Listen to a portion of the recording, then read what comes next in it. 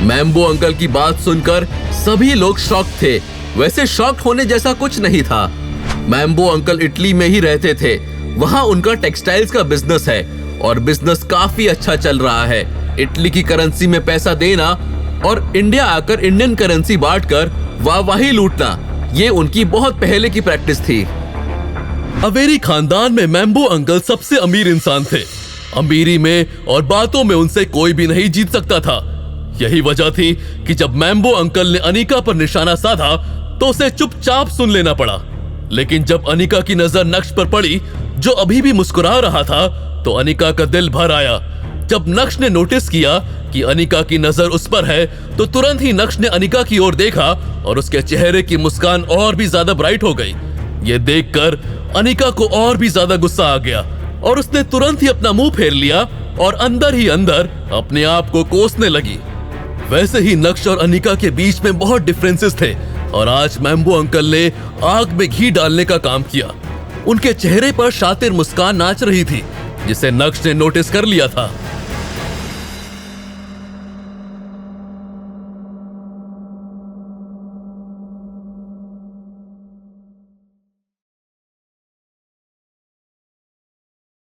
Wow, Mambo uncle, ये champagne तो काफी कीमती लगती है।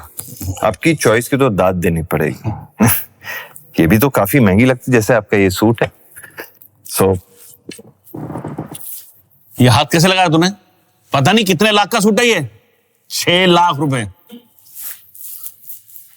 तुझे तमीज नाम की चीज नहीं है ना तेरे अंदर? मैम्बो अंकल बहस करने के लिए हमेशा तैयार रहते थे। उन्हें छोटी छोटी बातों को बड़ा बनाने में बहुत मजा आता था। मैम्बो अंकल के बिहेवियर से नक्श को कोई फर्क नहीं पड़ा और मैम्बो अंकल की ओर देखते हुए तंज मारते हुए कहा, सॉरी, ये हाथ मैं ठीक है। अरे आप घबराइए मत प्लीज, आप नाश्ता कीजिए। वो क्या है ना कि मैम्बो अंकल को लगा कि मेरे हाथ लगाने से इनका जो 6 लाख का सूट है वो खराब हो जाएगा, इसलिए मेरी अनिका ना कभी ऐसी कोई चीज पहनती ही नहीं है जो हाथ लगा के खराब हो जाए। और मेरी अनिका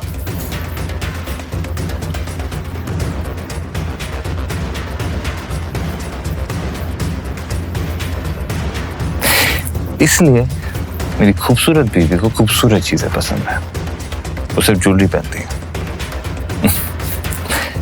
और वो भी बेशकीमती। ये बोलते हुए नक्श ने अनिका को अपनी ओर खींचा, जो नक्श की बात सुनकर पूरी तरह से स्टंट थी।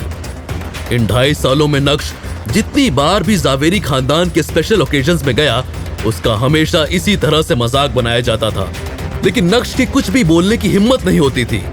लेकिन आज नक्श ने सभी को शॉक कर दिया था। चित्रा को तो अपनी आंखों पर यकीन नहीं हो रहा था।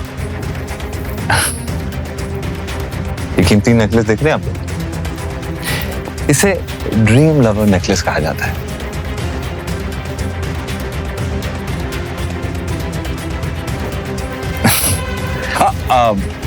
अंकल, आप इनकी कीमत मत पूछिएगा, क्योंकि आपने ये जो महंगा वाला सूट पहना हुआ है ना, उससे कहीं ज्यादा महंगाई है। मतलब अगर आप ऐसे 100 सूट भी बना देंगे ना, फिर भी ये ड्रीम लवर नेकलेस की बराबरी नहीं कर पाएगा। वो कहते हैं ना कि शब्दों में बहुत ताकत होती है।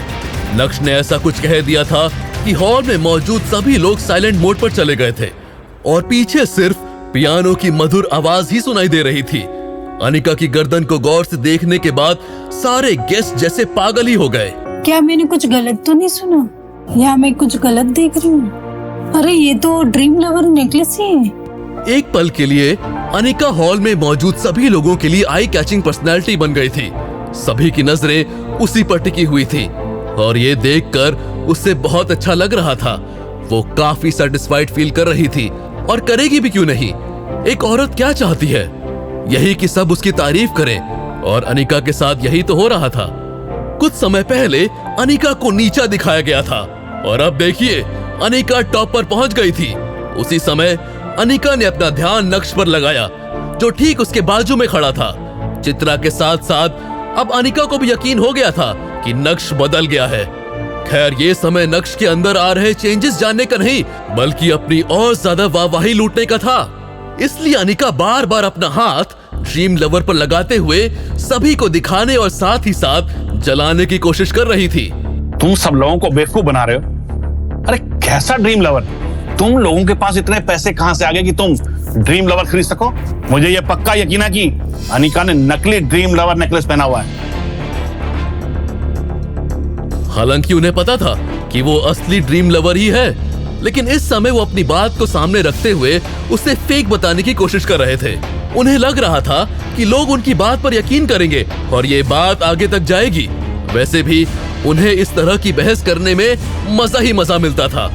जब नक्श ने यह सुना तो उसके चेहरे के एक्सप्रेशंस पूरी तरह से बदल गए थे।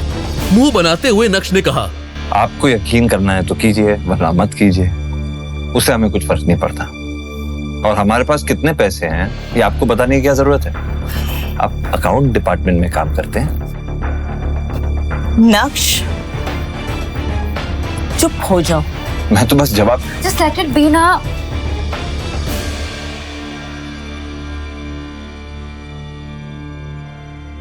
भाई साहब, नक्श आपसे बहुत छोटा है। कभी कभी गुस्सा आ जाता है तो वो छोटे बड़ों का लिहाज भूल जाता है, पर आप तो बड़े हैं। आप क्यों ये सब फालतू की बहस में पड़ रहे हैं? छोड़िए ना, जाने दीजिए। मैम्बो भाई, अच्छा कावेरी दिखाई नहीं दे रही है? बच्चे भी नहीं दिखे, कहाँ है सब? अरे कावेरी तो इटली में है भाई। उसका अपना बुटीक का बहुत बड़ा काम है। वो आप लोगों की तरफ फ्री थोड़ी है। नेहल और हेतल भी बहुत अच्छे हैं। नेहल के लिए हमने रिश्ता देख लिया है। अगले साल तो हम उसकी शादी कर ही देंगे। मेरा होने वाला दामाद अमेरिका में बहुत बड़ा डॉक्टर है। अरे मैं तो बहुत खुश हूं कि मुझे इतना बढ़िया दामाद मिला और मुझे उसके लिए बेबी सिट करने की भी कोई जरूरत नहीं है। अरे अच्छा खासा कारोबार है, अपने पैरों पर खड़ा है। और क्या, घर में बैठकर रोटियां नहीं तोड़ता, मेहनत का काम करता है, समझे?